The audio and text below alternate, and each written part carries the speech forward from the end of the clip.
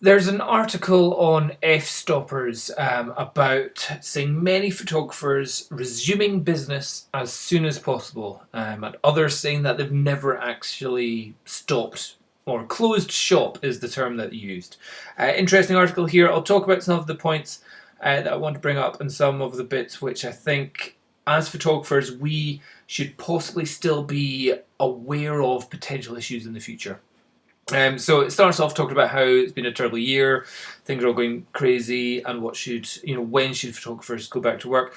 The first bit that got me a little bit surprised is said, of course, this start here, of course, many professional photographers only very occasionally come in contact with others during shoots. I was trying to think about that. It's like, really? Really, have I missed something here? I thought, even if it's not the professional photographer, I was saying on a shoot, you've got, like, let's say a model, you've got a hairstylist, you've got a beauty person, you've got a person doing the lights, you've got interaction, people going in and outdoors, all that kind of stuff. It's like, really, is that a real thing? But then they go on to clarify that. See, many of us focus on product, food, architecture, and other forms of photography. Ah, now I get you. But I would say if you're working for a client, uh, products, you have to be exchanging the products. You may be needing locations for food. Certainly food, it might be in a restaurant, so it's not just food, it's the location of the food. It's the stuff that they cook it with, so they might only want it in the restaurant to be done. It may require a chef to be cooking that food so it looks right. Because again, us as a photographer, we know how to light it, but we don't necessarily know how to style a dish like a chef does, so we don't touch it. Architecture, okay, so architecture, I remember that's a big difference from real estate photography. Architecture is a completely different genre going on.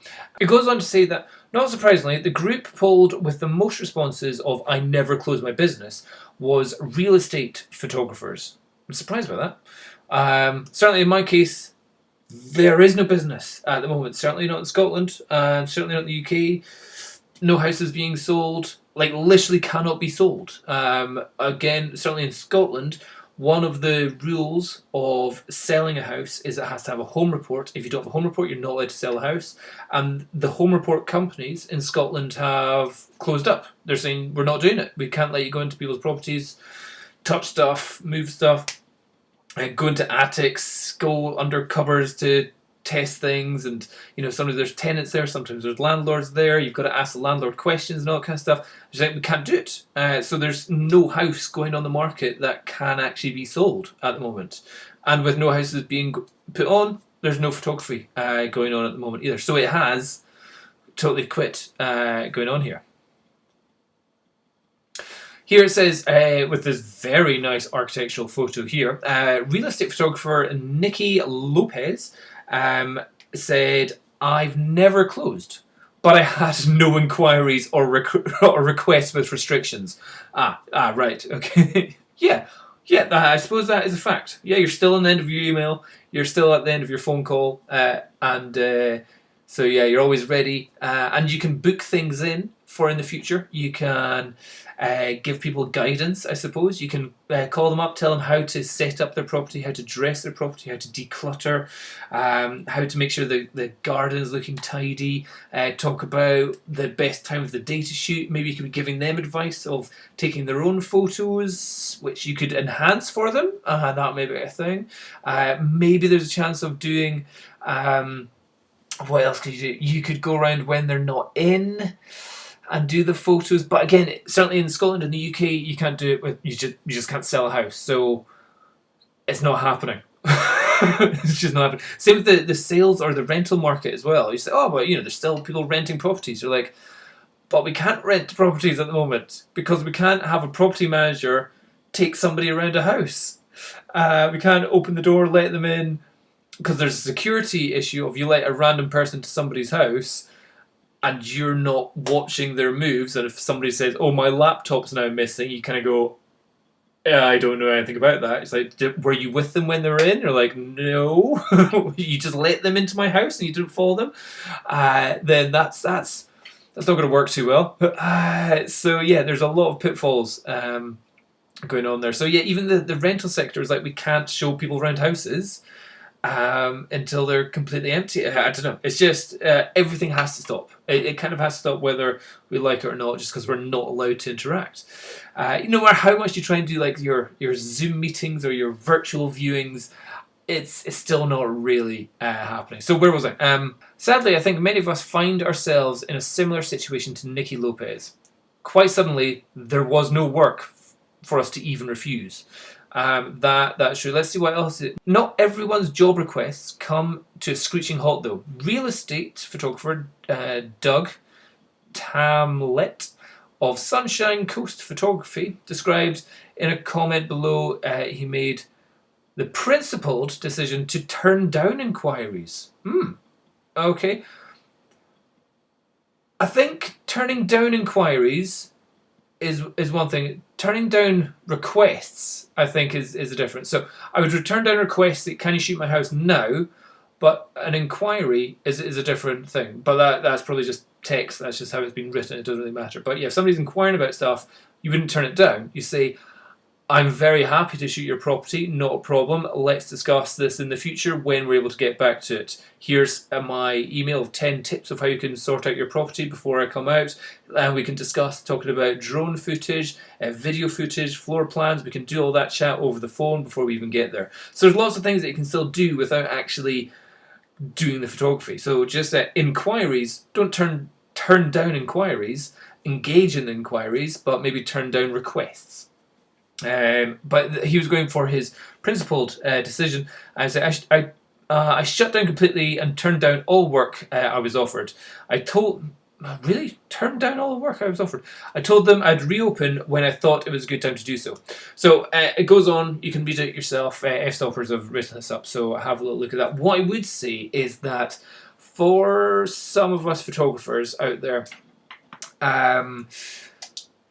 there's another thing which this sounds pretty bad. What I'm about to say. There's a real doom and gloom here, but there's a self-security situation I would want you to consider before doing any shoots.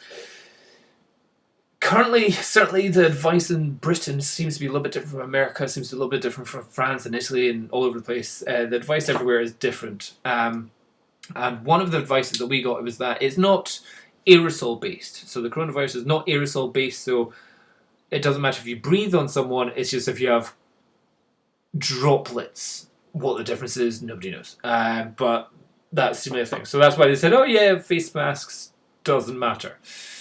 And then it was said, oh, it can actually hang around in the air for up to 20 minutes after you've been in that place. You're like, okay, so maybe you shouldn't breathe in a place.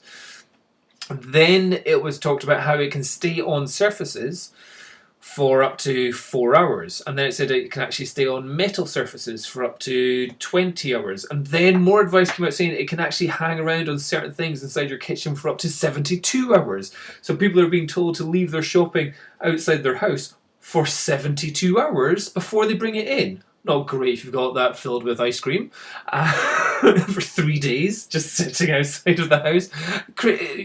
Not the best advice.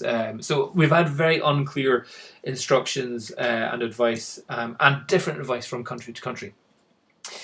What I would be slightly nervous about is if you are shooting a house, the owners, maybe they're selling their house because they need to sell it, maybe it's an older person, they've tidied it all up, they've set it all up, you don't have to touch anything, they leave the house, you go in, you're feeling fine, but you could be one of these people that is a super carrier. Maybe you've just finished a shoot of a house somewhere else, and you've just touched something in that house and you've got a microscopic amount of that virus on your hand.